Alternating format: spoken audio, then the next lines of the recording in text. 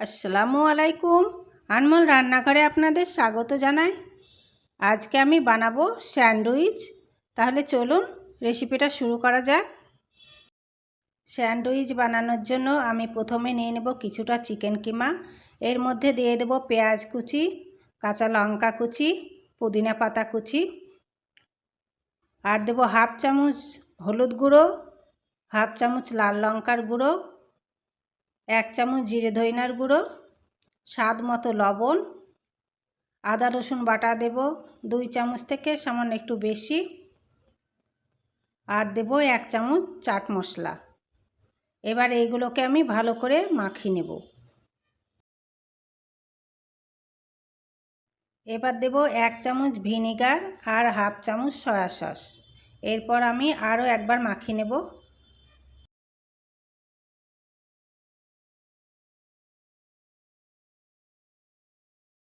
আমি ভালো করে মাখিয়ে নিয়েছি। এবার আমি একটি পলিথিন নিয়েছি। পলিথিনে প্রথমে একটু আমি তেল মাখিয়ে নেব। এরপর আমি সেই চিকেন কিমাগুলোকে দিয়ে আমি চৌকো আকারে এখানে বানিয়ে নেব। এই পাউরুটির থেকে আমি একটু ছোট আকারের বানাবো। এবার গ্যাসে আমি একটি তাওয়া চাপিয়ে দেব। তাতে দিয়ে দেব সামান্য একটু তেল। এবার যে প্যাটিটা আমি বানিয়ে রেখেছিলাম সেই প্যাটিটা আমি সেই তাওয়াতে দিয়ে দেব। এরপর আমি উল্টে পাল্টে ভালো করে প্যাটিটাকে সেঁকে নেব।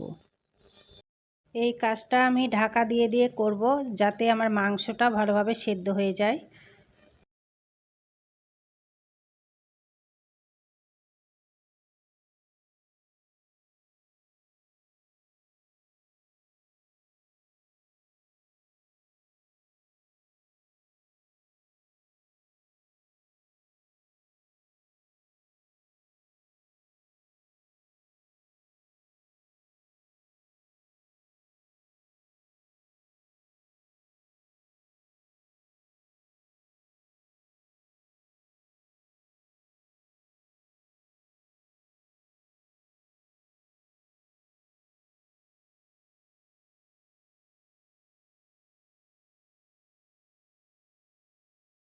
এইভাবে আমি সমস্ত প্যাটিগুলো বানিয়ে নেব।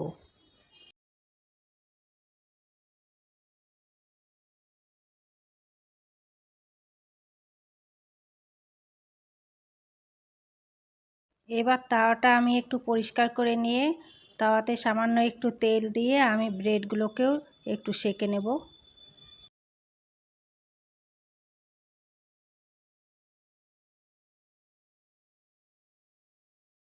সমস্ত ব্রেডগুলো আমি সেঁকে নিয়েছি। এবার আমি একটি করে ব্রেড নেব এবং তাতে টমেটো সস ভালো করে মাখিয়ে নেব। এবার যে প্যাটিগুলো আমি ভেজে রেখেছিলাম সেই প্যাটি দিয়ে দেব। এবার এর উপর দিয়ে দেব গোল গোল করে কেটে রাখা শসা। এবার আমি দিয়ে দেব একটু বিট লবণ। এরপরে আমি দিয়ে দেব 2 টুকরো টমেটো। আবারও আমি একটু বিট লবণ আর একটু চাট মশলা ছিটিয়ে দেব। এবার আরেকটি ব্রেড নিয়ে আমি তাতেও টমেটো সস ভালো করে মাখিয়ে নেব এবং এর উপর আমি বসিয়ে দেব।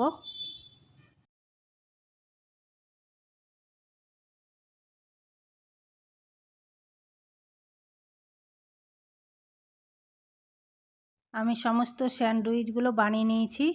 এবার আমি একটি স্যান্ডউইচ প্লেটে নেব এবং 3 কোণাভাবে আমি এটাকে কেটে নেব। এই স্যান্ডউইচটা খেতে খুবই টেস্টি হয়। আপনারা একবার হলেও বাড়িতে বানিয়ে খেয়ে দেখবেন খুবই টেস্টি লাগবে। আজ তাহলে এই পর্যন্ত। Bye bye.